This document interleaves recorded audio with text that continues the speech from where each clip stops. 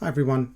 A few days ago, I went to see Charlie Parr, the American guitarist, blues singer, at the Cluny in Newcastle. Really great show. Really enjoyed it. I didn't know his music super well. I have one CD by him, and I happened to see on social media that he was performing on Sunday night. And I thought, oh, I'll go along to. I saw it like the day before, and thought, oh, that sounds exciting. I'll go along to that. Really nice show. The Cluny was a great venue. I'd not been before, and it was all seated, so it had a nice.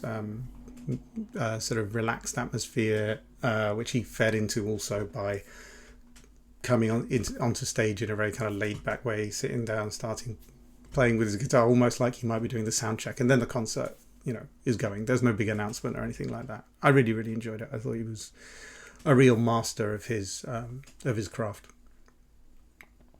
and it has me thinking about some stuff that I've been thinking about in general. So this video isn't a review of that show, although I did really enjoy it. It's more thinking about what great art or literature or music might mean at this moment in time, or what it means in general to make art, to create those things. And that's something that I'm interested in thinking, more about, because I think it can help us think about what it means to live, and what we should do with the time that's allotted to us. I've been thinking about this in the context of two books that I've been writing reviews of. I've mentioned each of these before, so I won't go on about them, but one is Farming the North Sea by Piet van Cruyningen, which is a sort of long form history of the coasts of the Netherlands, Belgium, England, parts of Germany and Denmark over around a millennium or so. And the other is The Alibi of Capital, How We Broke the Earth to Steal the Future on the Promise of a Better Tomorrow by Timothy Mitchell. And Mitchell's book is sort of the kernel of what I'm about to say, but I've been thinking about how it plays out in different things from what he's talking about. Mitchell is really interested in the economic history of colonialism, in particular in Egypt, and sort of builds that into a global history of power and finance. And his basic argument is that major projects like, say, infrastructure projects become the defining way of how we think about the economy. An infrastructure project like building a railway, for example, in order to calculate the value of that in a way that allows people to raise money from investors, you have to say that I'm building a railway now in 1840 something, let's say, and over the coming decades, millions and millions of passengers are going to use this railway, loads of freight is going to be sent on it, and all of those things are going to cost X, Y, Z amount of money to the people using the service, and that is going to pay back all of the investment that you give me now. So you investor, you're going to give me an amount of money, and that amount of money is going to be worth more in the future. Usually we talk about that as money growing or accumulating value, but Mitchell's argument is that in effect, what's happening is that the money in the present is discounted. Its value is projected into the future. It's going to be worth this because this is going to happen. So long as you give it to me now at this discounted rate, and then we're going to create the future by making the railway and charging all the prices that we projected and doing all the things we said we were going to do. And that is going to produce the future that justifies your investment. The argument is more sophisticated than that, and that's just one part of it. But that's sort of one way into it. And the point to grasp is that the major economic drivers of our current economic system, I was talking about railways because that's something he goes into at length, but he also talks about much more contemporary things like the growth of Uber, for example. All of the economic things that are happening now are to do with what we project into the future. So the value of an AI company, to take the obvious example, the value of that now is not to do with the amount of money that company is currently making doing anything. It is to do with a guess about what might make money in the future. Which is why all of these industries are inherently political, because they're debates about and arguments about what should happen in the future. If all investors move their money into this thing, then, which might be AI or might be something else, I mean this thing in the abstract. If you move all your money into this thing and then create it, then your projection in the future will be justified in some way, and that will feed back money because you would have promised that money, right? You you've gathered it from your investors, but now you have to gather enough to justify their investment, and you have to gather that from your future customers. I'm talking as if this is all about private industry, but actually the setup is similar with government investment in things. The logic is to do with the investment of money and then the accumulation of earned value or interest on that money. It's not really to do with whether it's private industry or not. Private industry just sort of clarifies it a bit, and it's the dominant way in which we're currently thinking about these things, with the stock market and things like that. My point is, that's all the grand economic sort of theory about it.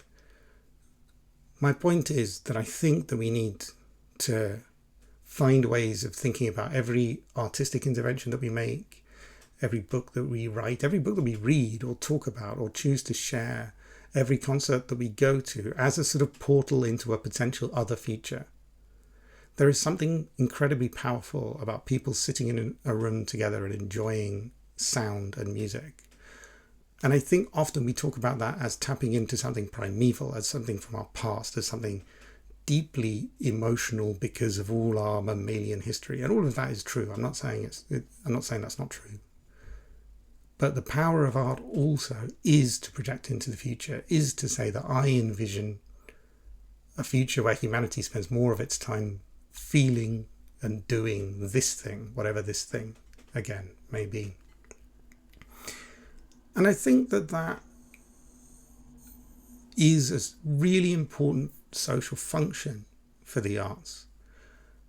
And it's a really important social function. It creates a really important social function as well for thinking seriously about the arts and about culture, for acts of criticism. It can sometimes feel as if talking at length or in depth about television shows or novels or concerts is essentially a kind of arbitrary activity, that it doesn't really contribute much to society. Maybe it helps some musicians make something better or a filmmaker do something better, but in the end, criticism is maybe not that important. But I think criticism is important because it's a discussion about the kind of future that we want to imagine building. If every creative act is an attempt to open that portal into another future, then it is worth responding to those creative acts in terms of what portal are you opening? What routes to freedom, joy, thriving, happiness, togetherness is this artistic production opening up? And what's it closing down? What's it ignoring?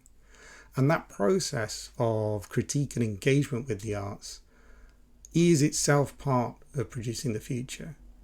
And I think it's really important at a moment when the future feels very uncertain, very unstable, something that we can't always quite grasp. It's incredibly important that we engage seriously in those things, that we give care and attention to the things that we put into the world and to how we deal with them. One last thought. I'm talking about arts and culture. In reality, this goes for everything we do.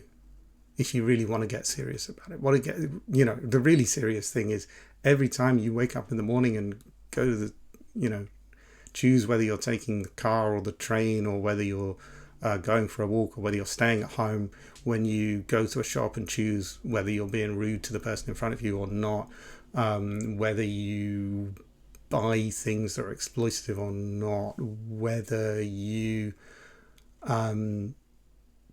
reach out to the people around you or not. Those are acts that create something to do with the future.